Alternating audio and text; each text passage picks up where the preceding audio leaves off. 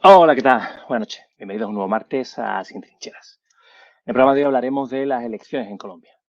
Antes de nada, recordad que podéis escribir en nuestro chat en directo, dejándole preguntas a nuestros participantes, así como vuestra opinión. Darle a me gusta y suscribiros al canal. Es algo pero que muy importante. El pasado domingo 29 de mayo fue la primera vuelta a las elecciones presidenciales en Colombia, dejando al líder de la Liga de Gobernantes Anticorrupción, Rodolfo Hernández, y al líder de la coalición Pacto Histórico, Gustavo Petro, en la pugna por entrar en la Casa de Nariño. Hoy hablaremos sobre los candidatos y la campaña electoral en Colombia, pero aquí lo importante es, ¿tú qué piensas? ¿Quién crees que será el nuevo presidente de Colombia? Te leo en comentarios. Empezamos.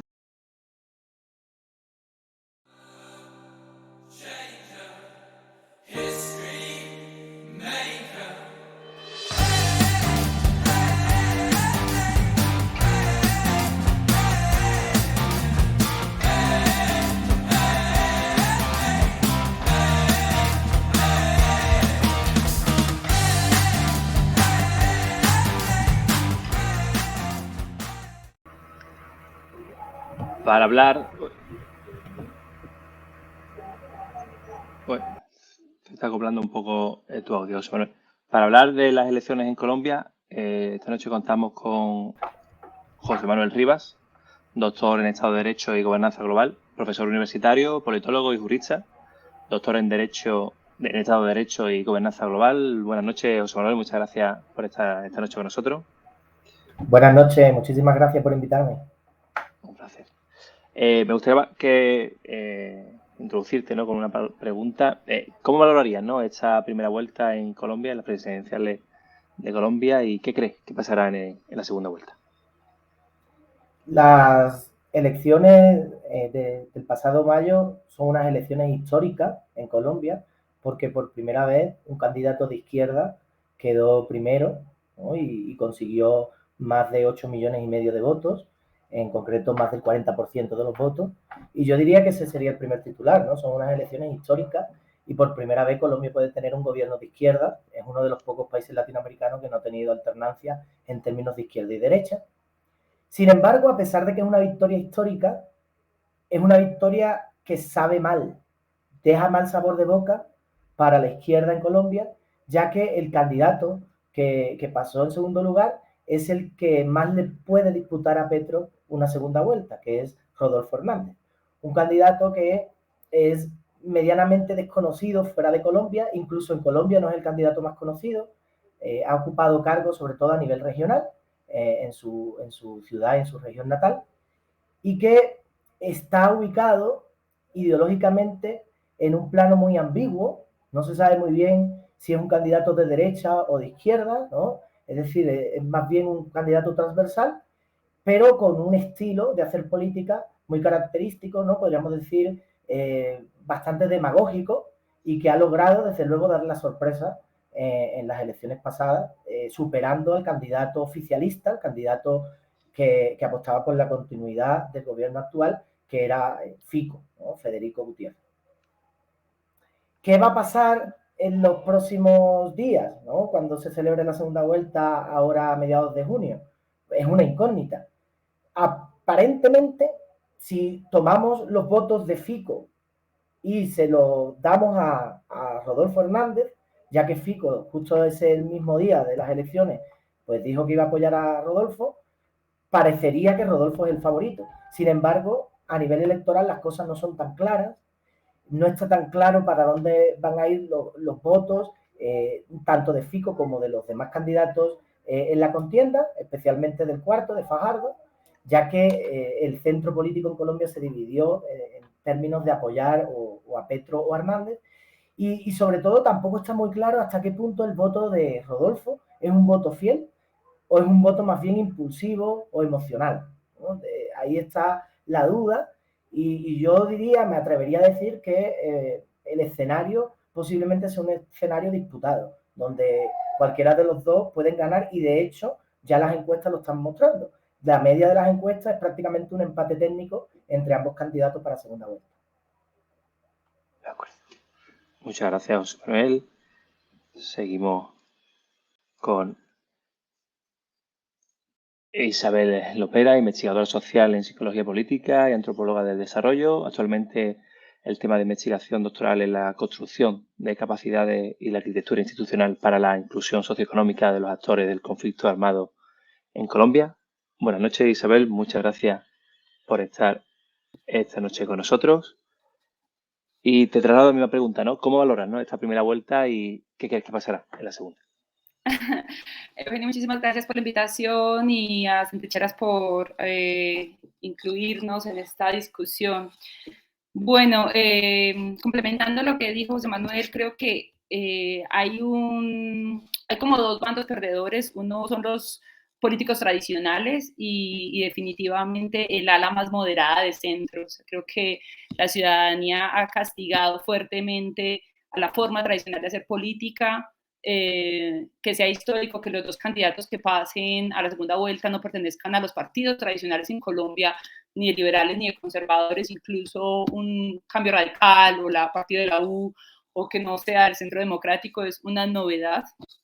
Creo que entonces, por un lado veo este malestar de las personas que ya las veníamos hablando desde la época de las protestas, incómodo, que no se siente representado por un gobierno, entonces está buscando dos alternativas extremas.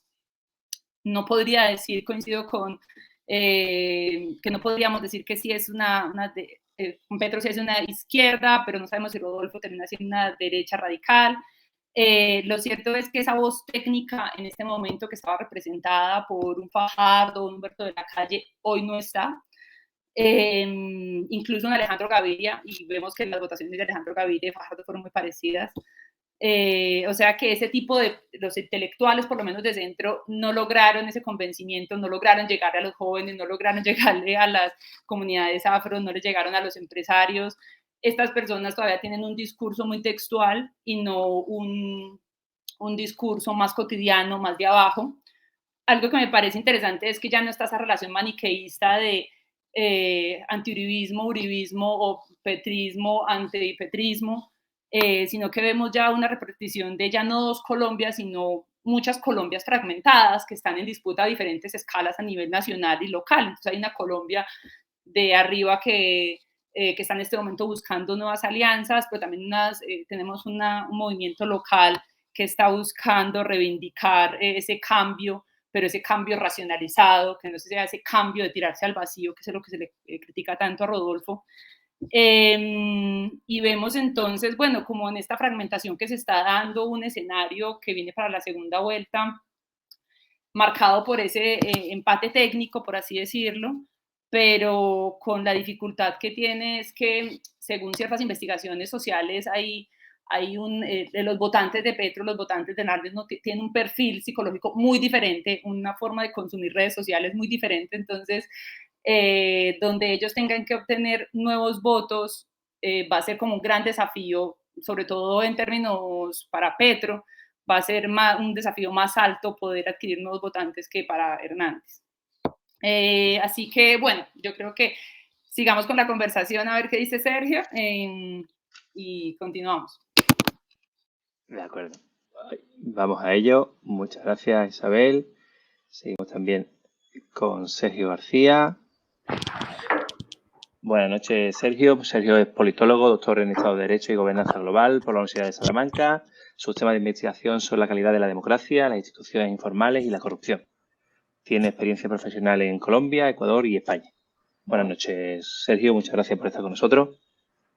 Muy buenas noches. Gracias por la invitación.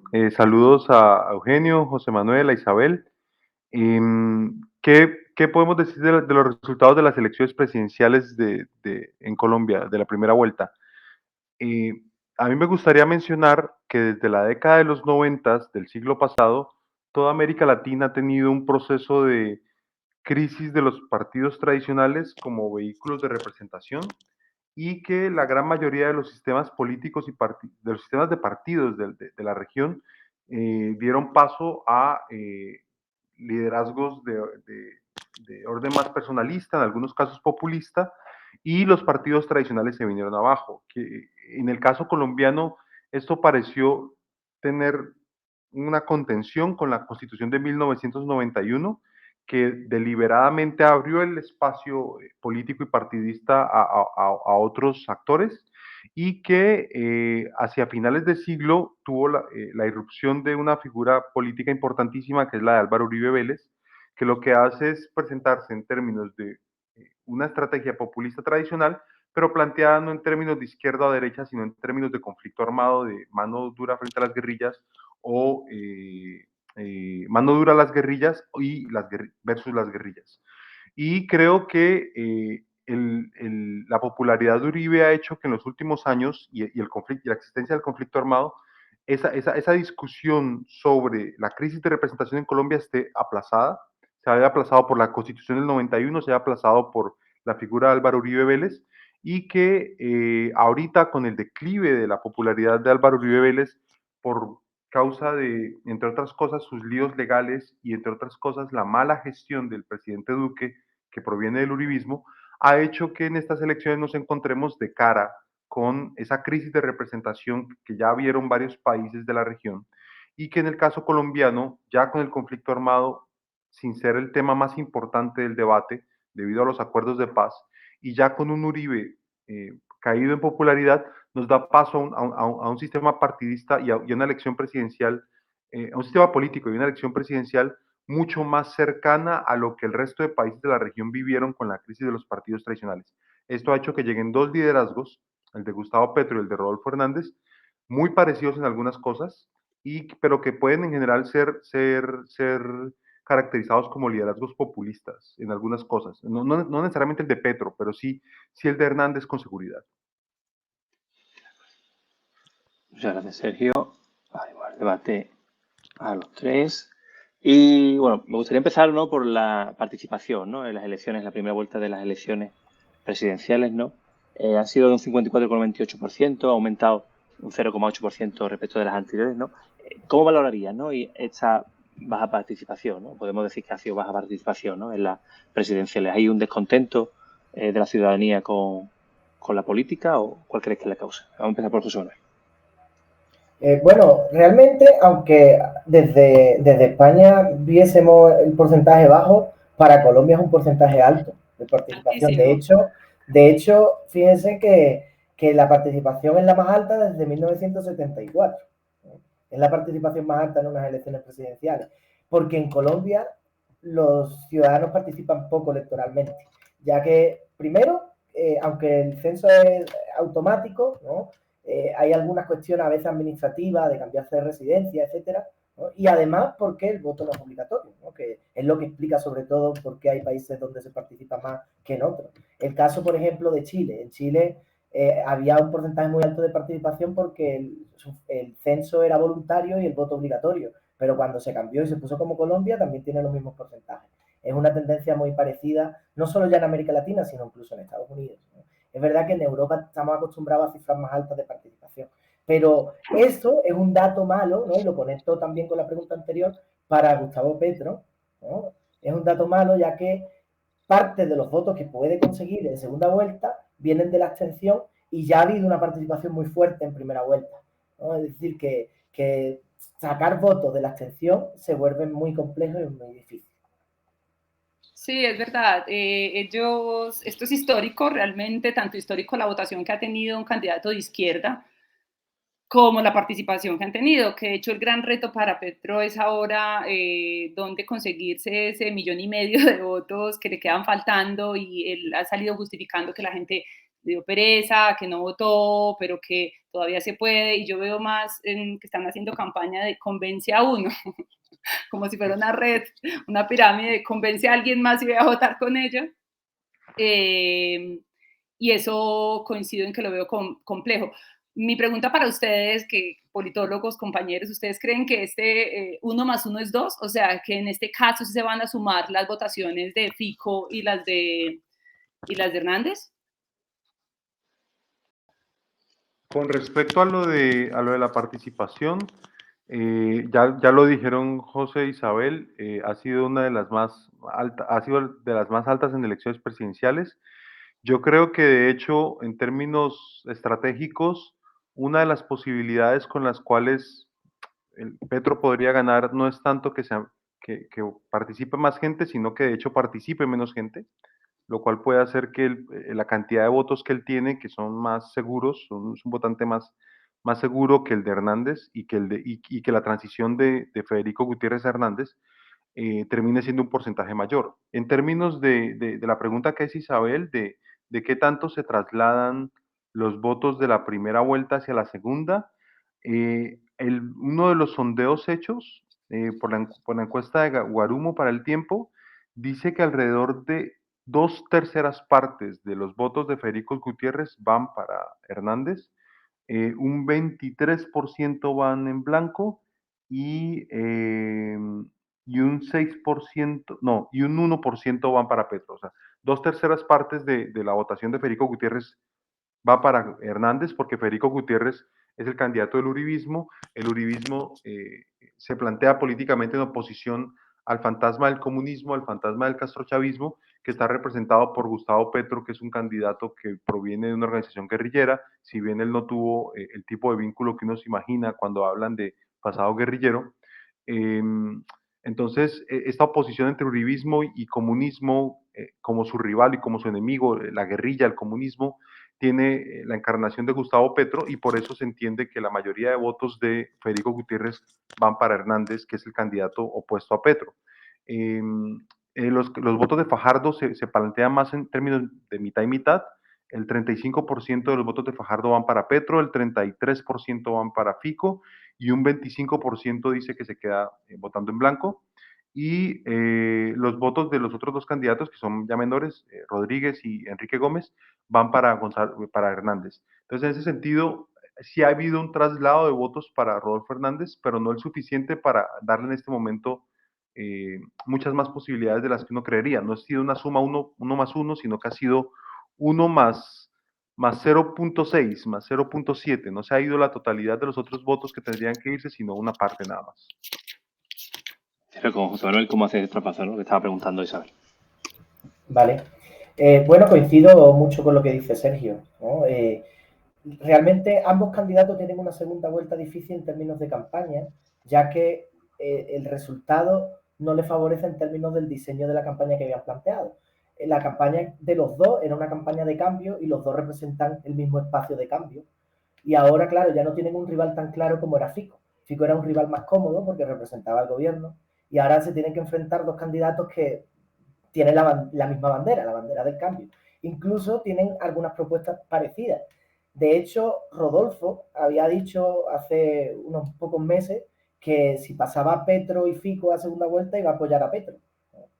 Ahora, pues claro, se ha recrudecido la contienda, pero realmente ambos lo tienen complejo. Primero, Petro lo tiene difícil por la cuestión de la aritmética, aunque como dice Sergio no es exacta, ¿no? Y también lo subrayaba también muy bien Isabel, pero pues le toca una tarea difícil. Sacar a gente de la abstención, que es prácticamente imposible en unas elecciones históricas donde la participación ha sido muy alta.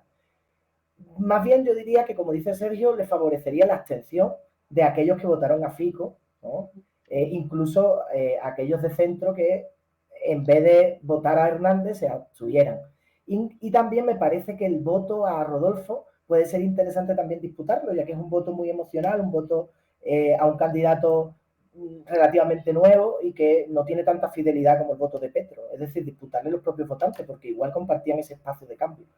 Sobre Rodolfo también lo tiene muy complejo. ¿Qué le pasa a Rodolfo? Pues que Rodolfo lo mejor que puede hacer siempre en su campaña es no salir a hablar, ¿no? Porque cada vez que habla se le va la olla y dice muchas barbaridades, ¿no? Y por eso su estrategia de campaña es no ir a debates y tratar de exponerse lo menos posible. De hecho, la verdad le está saliendo mal, porque cada vez que está teniendo las entrevistas en las últimas semanas, está diciendo cada día una cosa nueva, ¿no? Que se convierte en un escándalo porque es un señor que no es un político, ¿no? Y no sabe llevar el discurso político, ¿no? Es muy emocional y eso le perjudica enormemente de cara a la segunda vuelta. Claro, pero yo creo que... Perdón, sobre esto hablaremos más adelante, ¿no? Sobre alguna, digamos, metedura de patas de él. Aunque Isabel, pero porque habéis mencionado varios a a Federico Gutiérrez, ¿no? Y el tema del uribismo. Quisiera ir por ahí, pero venga, sigue ahí, Isabel, y ahora seguimos por ahí. No, si quieres, sigue por el... Claro, digo, Federico Gutiérrez, ¿no? Quedó tercero, ¿no? En la primera vuelta. ¿Creéis que ha sido una estocada al uribismo, una estocada de muerte, una estocada que no mata al uribismo? Venga, Isabel. Bueno, yo creo que no es una estocada final, no, para nada. O sea, creo que todavía tiene una fuerza política increíble y todavía el poder de movimiento. De hecho, la base del movimiento antipetrista es gracias al uribismo. O sea, todo el voto que tienen, ese odio que tiene, ese voto de odio que tienen hacia Petro es gracias al uribismo. Entonces, de manera indirecta todavía sigue teniendo una influencia muy grande en las elecciones y de hecho no, o sea, lo que hizo fue mutar, o sea, no creo, desconfío de eso que dicen que él tenía que Rodolfo era un infiltrado, era un uribista de closet y que estaba esperando en ese momento para salir. No, desconfío de eso, le estaba apostando a Fico, pero en ese momento se tuvo que hacer una alianza y entonces en ese momento se transformó a la agenda, o sea, entonces aterrizaron en la campaña de Hernández pues todas las figuras uribistas, Paloma Valencia, Cabral, Zuluaga. Entonces, no, yo creo que lo que ha hecho es mutarse y transformarse. Evidentemente está cambiando y gracias también a ciertos escándalos que se ha tenido, incluso a él le desfavoreció mucho que siguiera su proceso en la fiscalía y que dijeran, bueno, es que sí lo vamos a imputar por la compra de testigos. Entonces yo creo que también la gente ahí ya se va quedando sin razones para justificarlo y por eso se mueve a votar por otra persona a pesar de que tenga una fidelidad con ese líder, solo que es una fidelidad menos superficial y más subrepticia. Yo sí creo que significa un cambio en esto que entendemos como uribismo. Y me parece que ahí deberíamos llevar la pregunta, ¿qué es el uribismo? ¿El uribismo es un grupo de políticos o es la figura de Álvaro Uribe teniendo la suficiente popularidad como para aglutinar a un grupo de políticos? Entonces, creo yo que como bancada y como partido político tuvieron un retroceso en términos electorales. Como figura popular que puede aglutinar políticos flotantes hacia su proyecto, porque hay una gran cantidad, los más, que también se los va a encontrar Petro o Hernández, de políticos flotantes con partidos que se unen al gobernante de turno a cambio de prebendas o sí, negociaciones en términos de recursos para sus regiones o puestos. Si el uribismo es la capacidad de Uribe de aglutinar a esta gente, yo creo que sí es una derrota para el uribismo y sí es un declive del uribismo, porque es un señor que tenía 70% de popularidad durante su gobierno y que ahorita está en 30%. O sea, ya no tiene el juego político que tenía antes y que si entra en el gobierno de Hernández, si llega a ganar Hernández, entra en condiciones de desigualdad. Entra sin poder negociar como negociaba antes. Entonces, yo sí creo que el uribismo, como lo entendemos, ha tenido una derrota electoral, una derrota en términos de popularidad, y que precisamente mucho del voto de Petro podría explicarse también por rechazo a la figura de Uribe y rechazo a la figura de Duque por la gestión.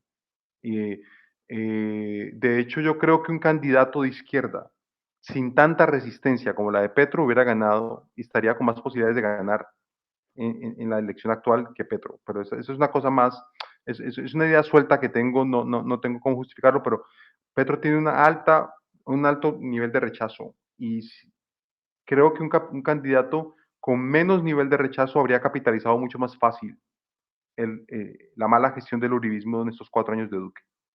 Déjame agregar algo que yo creo que me parece interesante y es que él se ha mantenido al margen de no apoyarlo públicamente a un candidato, porque él sabe el costo de apoyarlo en este momento. O sea, que eso me parece muy interesante que ni siquiera lo hizo con Fico. O sea, era como un acuerdo, pero no lo iba a decir. Y lo mismo está pasando con Rodolfo, porque él sabe que ese abrazo del oso pues, o ese efecto lo va a perjudicar a ese candidato. Entonces, mejor prefiere mantener una sana distancia. José Manuel, para saber cómo valora. Sí, comparto mis compañeras y compañeros, ¿no? Que el uribismo está mal herido, ha quedado muy malherido, pero no está muerto. Y es verdad que para mí no solo es el proceso de Uribe, sino también un gobierno, ¿no?, muy errático de Duque, ¿no?, un gobierno muy impopular también, no solo en términos de mala gestión, sino también pues de mala comunicación, ¿no?, y de actuar en malos momentos, ¿no? Lo más increíble fue que cuando ya estaba la gente saliendo de la peor parte de la pandemia, se le ocurre hacer una reforma fiscal, ¿no?, que grava las rentas medias, ¿no? Es decir, que es un señor con muy corto de mira en términos de estrategia política, ¿no?, en el gobierno. Y eso, claro, ha terminado de quebrar a un movimiento que depende mucho de su líder, un líder que ya está tocado, ¿no?, por muchos procesos judiciales pendientes, y que además está muy dividido porque los que comparten, los que forman parte de ese partido y de ese movimiento, es la querencia por el líder, pero realmente sí hay unas divergencias muy fuertes dentro del centro democrático y de hecho Duque ha tenido una oposición muy fuerte por parte de su propio partido, ¿no? Y quizá yo incluso me aventuraría a que no descartaría alguna decisión, ¿no?, porque ya se estaba hablando de que un sector más de derecha, ¿no?, estaba coqueteando con hacer un Vox Colombia. De hecho, vinieron aquí gente de Vox de España a Bogotá y pues a reunirse con ellos, ¿no?, con esa parte más dura del partido, ¿no?, representada por esta señora Cabal que mencionaba antes Isabel. Sobre lo que dice Sergio de los clivajes, es cierto, ¿no?, de que realmente todavía hay 3 clivajes en las elecciones. Está el clivaje del cambio o el mantenimiento del statu quo, ¿no?, donde el cambio pues, lo representaban los 2 candidatos que han quedado en segunda vuelta, pero también está el clivaje Uribe-anti-Uribe, ¿no?, sigue siendo un clivaje fuerte que ha capitalizado sobre todo Petro, pero también el clivaje Petro-antipetro, ¿no? El antipetrismo es muy fuerte en el país y de hecho eso es lo que ha ayudado mucho a la campaña de Hernández, situarse en una posición que no es ni de Petro ni de Uribe, ¿no?, pero sí es del cambio.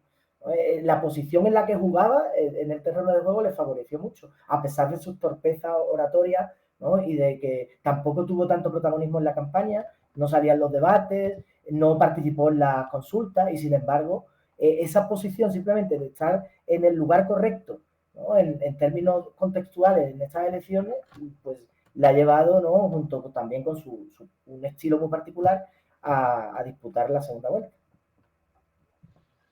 Adelante. Y agrego, o sea, es como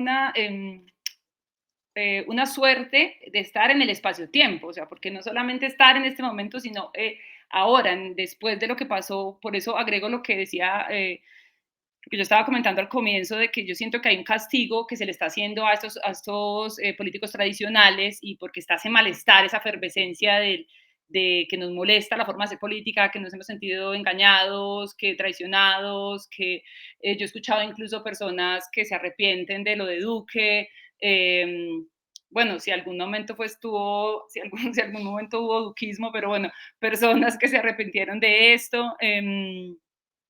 Y veo, lo comparo mucho con los votantes, por el asunto de, yo leía un informe de Linterna Verde, que es una organización que se hace, que crea, que le hace seguimiento a cómo se construye la opinión pública en las redes sociales. Entonces ellos hacen una investigación de cómo son los votantes petristas y cómo son los votantes, esos votantes de Rodolfo Hernández. Y mostraban algo muy interesante con Rodolfo Hernández, que es el viejito de TikTok, pues como se le dice, el campeón de redes alternativas, pero en redes de vídeo, o sea, que no es red, no es Twitter, que ahí sí iba muy bien o que tenía mucha fuerza Petro, porque Petro es un hombre de discurso y de palabra y por eso cada vez que va a un debate le va mejor, ¿cierto? Y de hecho eso debe ser la ecuación de por qué precisamente el ingeniero no quiere ir a los debates, porque Petro sí tiene muy buen manejo. El formato entonces el que él hace al crear TikTok y hacer esos videos cómicos, graciosos, re loco papi, re loco y cosas de estas, eh, mostraban que la población que está con él es una población que consume muchas horas redes sociales porque consume productos visuales, ¿cierto? TikTok, Instagram, Facebook, y como la ventaja que tiene TikTok es que hace videos cortos y se viralizan al instante. Entonces la gente no tiene que estar con una cuenta de TikTok para poder ver el video gracioso, ¿cierto?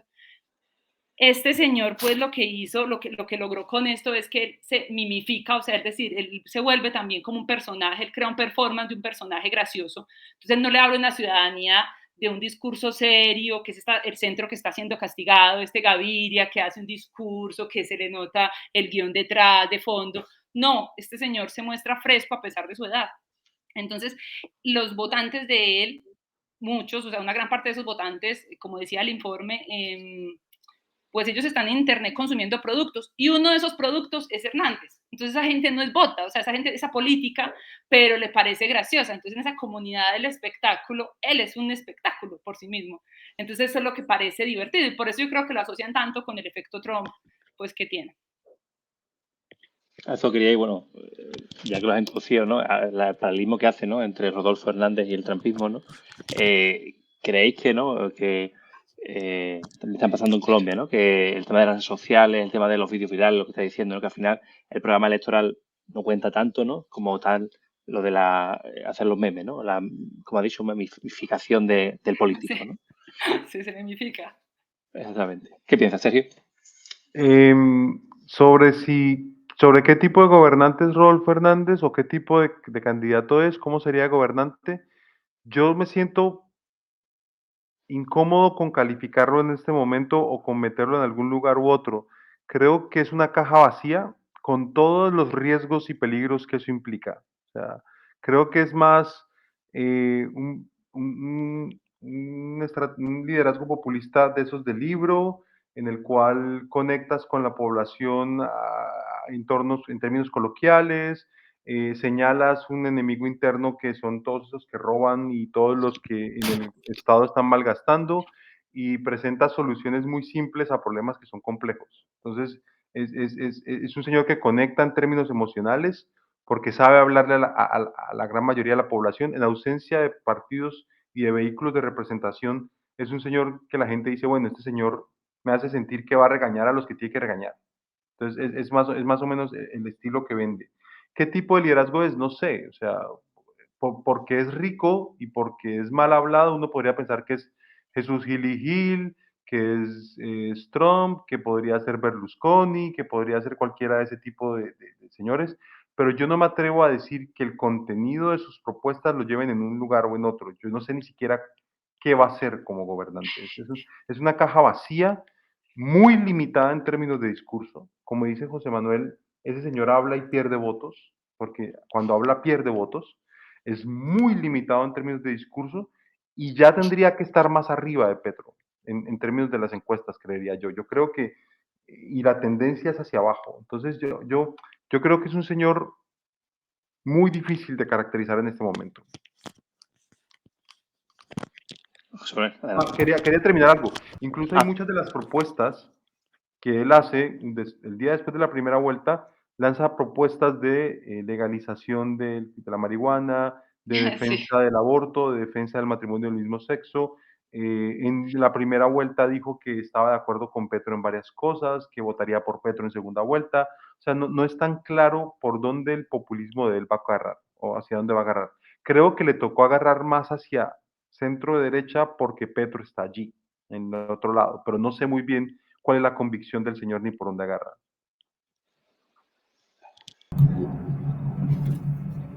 Sí, comparto con Sergio que es una incógnita, ¿no? Rodolfo, es una incógnita.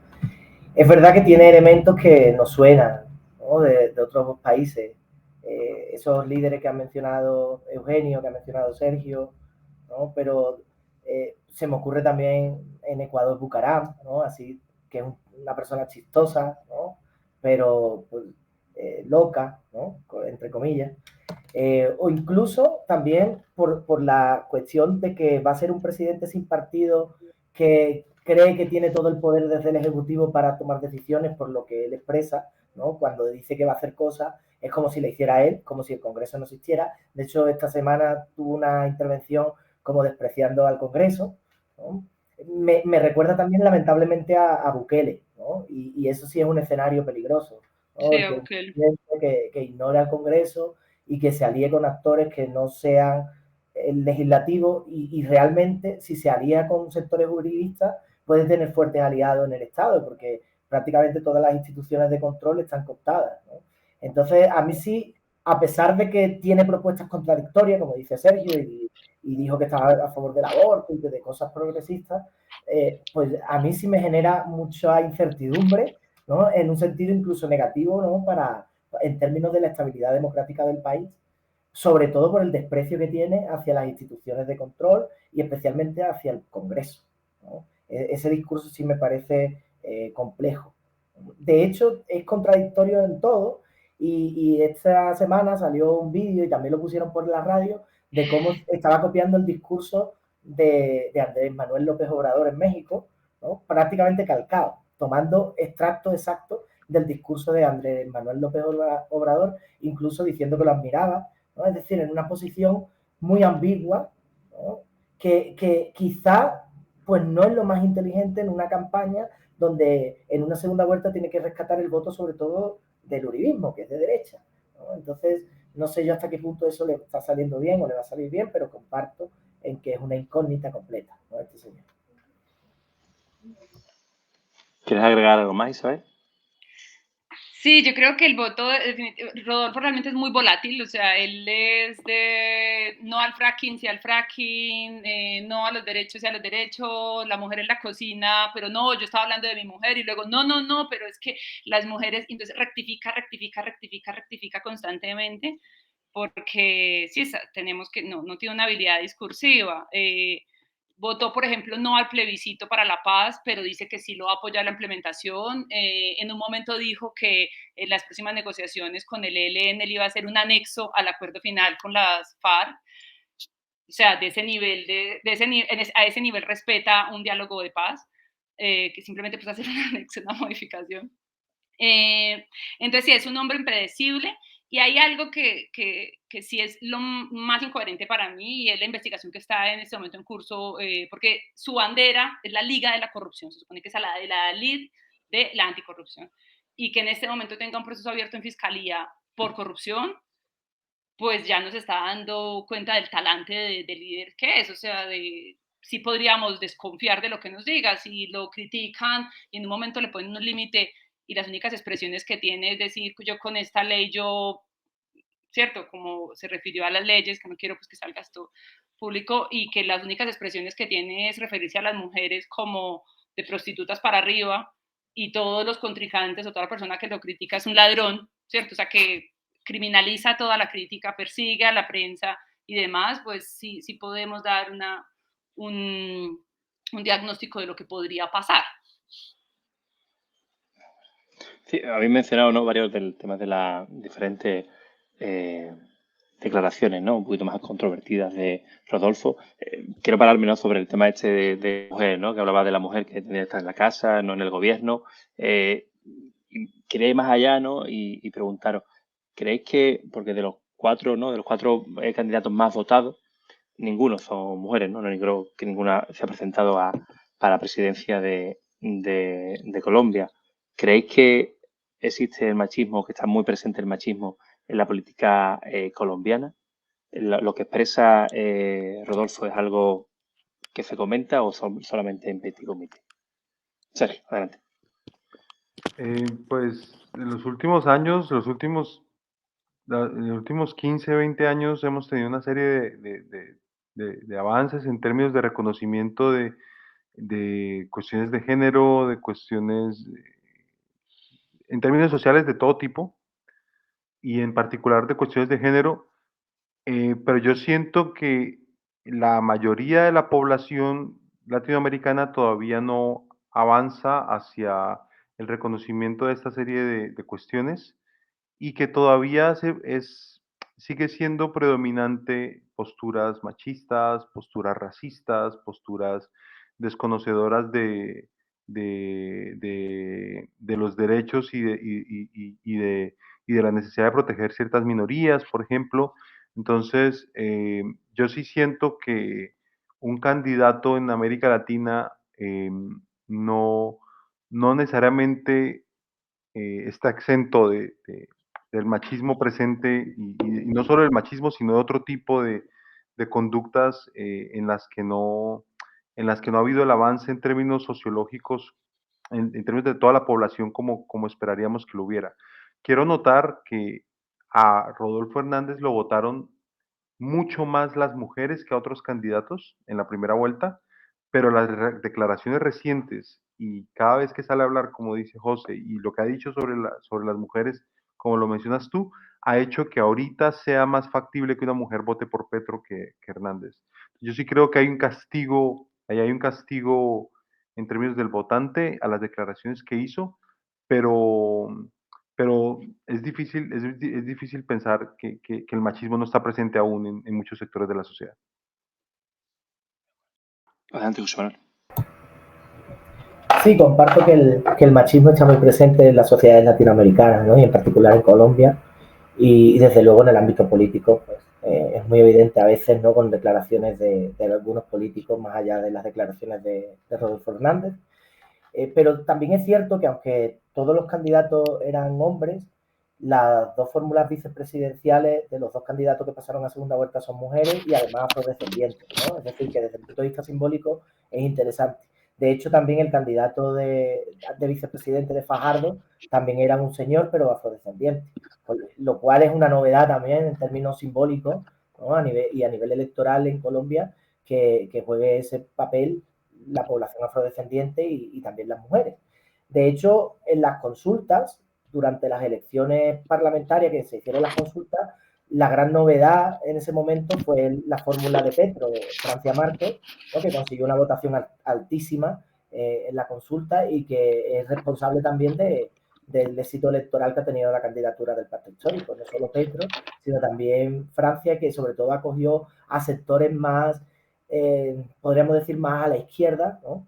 Y más urbanos también, pero a la vez haciendo una especie de unión con sectores periféricos del país, ¿no? Y con poblaciones tradicionalmente excluidas, ¿no? En una cuestión pues, interesante desde el punto de vista electoral. Y bueno, pues son avances simbólicos, como dice Sergio, pues ha habido avances en los últimos años pues, en general, ¿no? No solo en América Latina, sino en general, pero estamos muy lejos todavía pues, de una situación, ¿no? Donde haya una plena igualdad entre los hombres y las mujeres. Desde luego, estamos muy lejos y en América Latina aún más lejos. De hecho, los avances han generado una fuerte reacción, ¿no? Frente a esto, que pues, es característica de cualquier proceso de avance en términos de derechos, ¿no? Casi siempre que hay un avance en términos de derechos, hay una fuerte reacción en contra del avance en los derechos, ¿no? Y lo estamos viendo como los discursos machistas incluso no ya solo son discursos que están ocultos y de vez en cuando salen, sino que a veces son abiertamente públicos, ¿no? Y se defienden abiertamente. Y ¿hay algún tipo de ley, ¿no? En Colombia de paridad en la representación o no? Sí, sí, en este momento justo iba a decir en esto que lo que mejor muestra cómo nosotros tenemos es que el nombramiento del ministro de Defensa, de Diego Molano, fue invalidado en un juzgado porque el presidente Duque en ese momento no respetó la ley de cuotas. Entonces eso muestra también, bueno, el asunto de Duque en este momento con la detención, la presión domiciliaria también es otro fenómeno para hablar.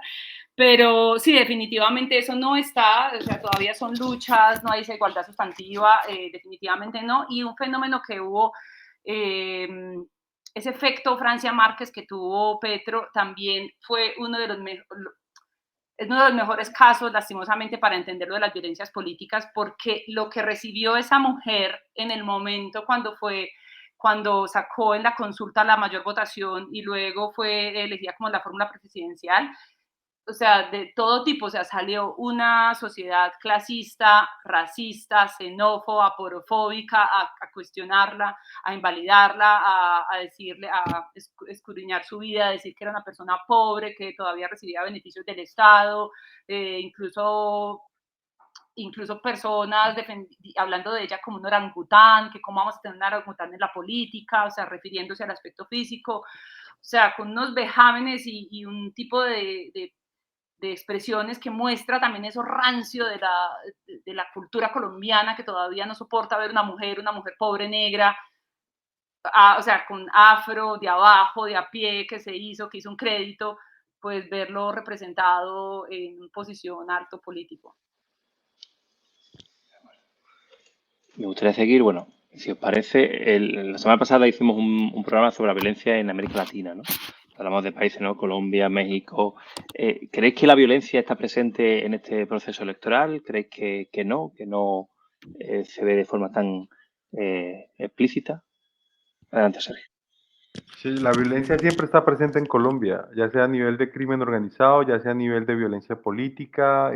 Existe todavía conflicto armado en algunas zonas del país, el ELN, algunos grupos desmovilizados, nuevos grupos paramilitares con distintos nombres. O sea, la violencia siempre está presente. Lo que, mm, lo que no fue muy claro fue si hubo el tipo de incidencia de la violencia en el voto, como hubo en otras ocasiones. Sí hubo algunas denuncias, pero mi impresión fue que no fue tan descarada la incidencia de la violencia en el voto como cuando, por ejemplo, en las elecciones del primer gobierno de Uribe, cuando literalmente hubo presión sobre poblaciones enteras para votar en una dirección.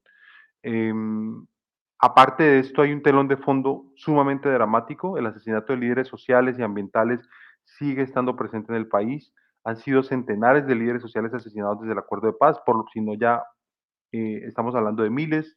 Y ese tipo de presencia de la amenaza y de la violencia siempre está como telón de fondo dentro de la contienda electoral. José Manuel. Bueno, sí, yo creo que, sí, como dice Sergio, es algo que está aparte de naturalizado en nuestra cultura. Eh, Casi que sí, el telón de fondo, algo que se da por sentado. Pero yo no recuerdo bien la cifra bien de la misión de verificación y acompañamiento internacional, y registraron muy pocos atentados contra la población que impidieran el desplazamiento para llegar a las urnas. De hecho, fueron unas votaciones relativamente pacíficas. Y lo mismo, y como dice Sergio, y no estuvieron coaccionadas por grupos armados al margen de la ley, como antes se daba con las Autodefensas Unidas de Colombia, que decían por quién votar. O sea, como que el rol ahora del paramilitarismo no fue tan, no, por lo menos no fue marcado. Todavía no he visto las denuncias por compra de votos, que ya sería otro tipo de coaccionar el voto. Sí, comparto con mis compañeros esa visión, ¿no? De que las elecciones en Colombia han mejorado en términos de violencia electoral. Sin embargo, eso no coincide con cómo ha evolucionado el país en términos de violencia en este gobierno de Duque, ¿no? Donde, como decía Sergio, pues han seguido habiendo asesinatos a líderes sociales y también a desmovilizados de la FARC, ha aumentado el número de masacres y además se ha recrudecido la violencia en los territorios tradicionalmente afectados, sobre todo porque cuando se produjo la desmovilización de la FARC hubo unos vacíos de poder que lo que ocurrió que en lugar de llenarlo el Estado, pues aparecieron nuevos grupos armados que ocuparon esos espacios. No solo el ELN, que es la otra guerrilla que está activa, sino también esos nuevos grupos paramilitares, ¿no? Que se utilizan el término del eufemismo de BACRIM, ¿no? Para referirse a ellos, pero que pues son grupos paramilitares que se dedican al crimen organizado, pero también, ¿no? Pues se dedican a actividades de lucha contra insurgentes, ¿no? Y siguen operando en esos territorios, y de hecho los datos nos muestran que se ha recrudecido, ¿no? El conflicto. Afortunadamente, a nivel electoral sí hay una mejora sustancial, ¿no? De violencia en los últimos años, no solo en estas elecciones, sino ya desde antes. De acuerdo. Ya llevamos 50 minutos. Si os parece, vamos a pasar a los titulares, ¿vale? A los minutos de oro, como queráis llamarlo. Voy a empezar por ti, José Manuel, ¿vale? Un minuto o un minuto y medio, a modo de conclusión para el debate. Adelante. Muy bien. Bueno, de cara a la segunda vuelta, las circunstancias no están tan claras como parece después de ver los resultados de la primera vuelta. Y es que después de ese día mucha gente se creyó que ya Rodolfo Hernández iba a ser el próximo presidente, ¿no? Sumando los votos de Fico hacia su candidatura. Sin embargo, en las últimas semanas hemos visto varias cosas. Primero, que el uribismo, ¿no? Como señalaba Sergio citando algunas encuestas, no está en bloque a favor de Rodolfo, sino que va a haber también un porcentaje de votantes del uribismo que se vayan a abstener o vayan a votar en blanco. ¿Por qué no les motiva un candidato que no es claramente ni uribista, ni siquiera es claramente de derecha? ¿No? Porque pues, hemos hablado a lo largo del programa que es un candidato muy contradictorio y muy impredecible en términos ideológicos. Y también por otra cuestión, y es que a lo largo de estas 2 semanas el foco se ha puesto especialmente en la figura de Rodolfo. Rodolfo ha tenido que salir más a la luz pública, ha tenido que dar entrevistas y eso ha hecho que tenga declaraciones muy desafortunadas, además de que le han sacado declaraciones anteriores, ¿no? y videos y grabaciones anteriores que puede hacer que ya no esté tan clara la segunda vuelta. De hecho, lo que nos indican las encuestas es que hay un empate técnico entre ambos candidatos, ambos tienen una circunstancia muy compleja para continuar con la campaña que llevaban antes y están tratando, ¿no?, de amoldarse a esa nueva situación con un éxito relativo en el caso de Petro, ¿no?, pero con más problemas, ¿no?, en el caso de Rodolfo, porque tiene que aglutinar a sectores más diversos. Mientras que a Petro le basta con apelar a los propios votantes de Rodolfo, pues que se han dado cuenta de que Rodolfo no era una buena idea, y sobre todo a los votantes de centro. Rodolfo tiene que apelar a la vez a votantes de centro, incluso votantes que estuvieron con él en la primera vuelta y que, pues, aunque no tengan una posición ideológica clara, están en contra del uribismo y tienen una posición a favor del cambio, con votantes del propio uribismo, que son, le guste a él o no, los que le puede dar la presidencia. De acuerdo. Muchas gracias, José Manuel, por tu participación. Seguimos con Isabel.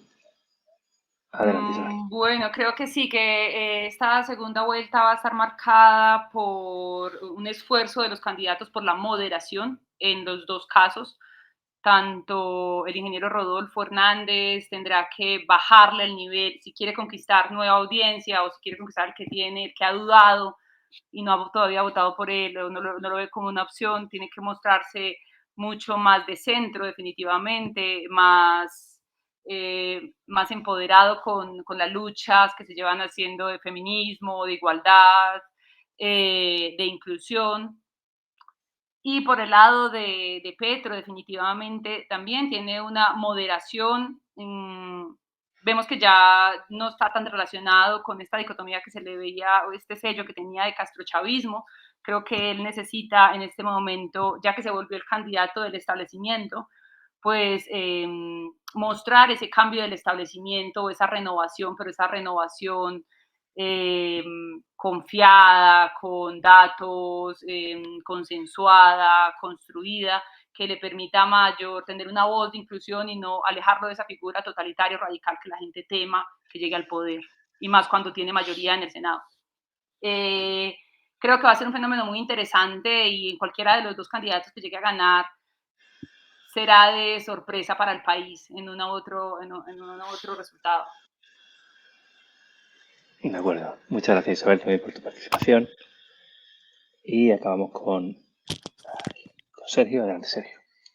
Para no repetir muchas de las cosas que creo que son acertadas en el cierre de José e Isabel, yo me quiero centrar en que ninguno de los dos candidatos tiene mayoría en el Congreso como para ejecutar sus políticas una vez que sea presidente.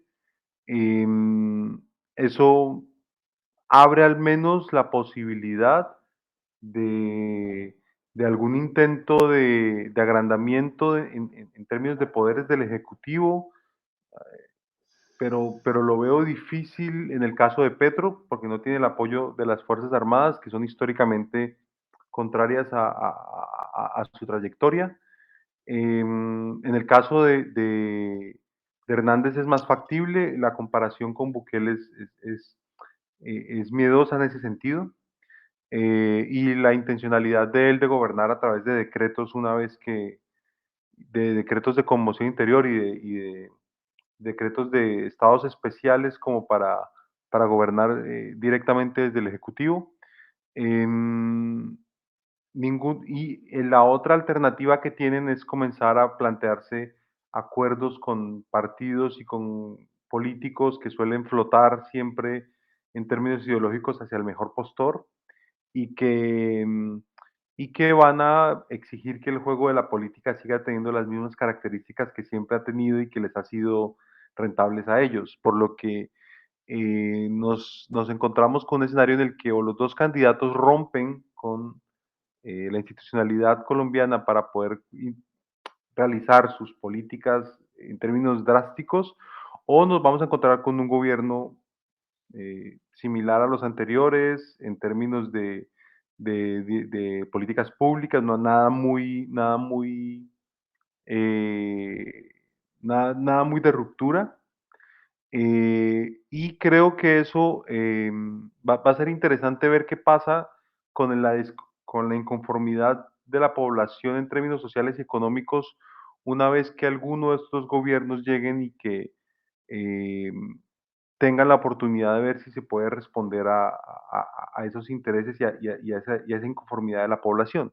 ¿Qué puede pasar en 1 o 2 años si a Petro o a Hernández les está yendo mal en términos de favorabilidad, como yo espero que les suceda porque las circunstancias y el contexto internacional y nacional no es favorable? Hay un proceso de recesión mundial, hay un proceso de inflación, hay un proceso de desapego con la democracia cada vez mayor entre la ciudadanía en América Latina, y no veo que haya soluciones sencillas para ese problema. Entonces, va a ser por lo menos interesante en términos de análisis qué va a pasar con los liderazgos de cualquiera de estos dos una vez que estén en el gobierno y se vean con las limitaciones para responder a esa inconformidad que los ha hecho elegirse. De acuerdo. Muchas gracias a ti también, Sergio, por tu participación. Muchas gracias a los tres por explicar un poquito más el contexto que está aconteciendo ahora en Colombia y intentar explicar un poco qué está pasando allí. Veremos qué pasa en la segunda vuelta y veremos. Muchas gracias a los tres y hasta la próxima. Un saludo. Gracias. Muchas gracias.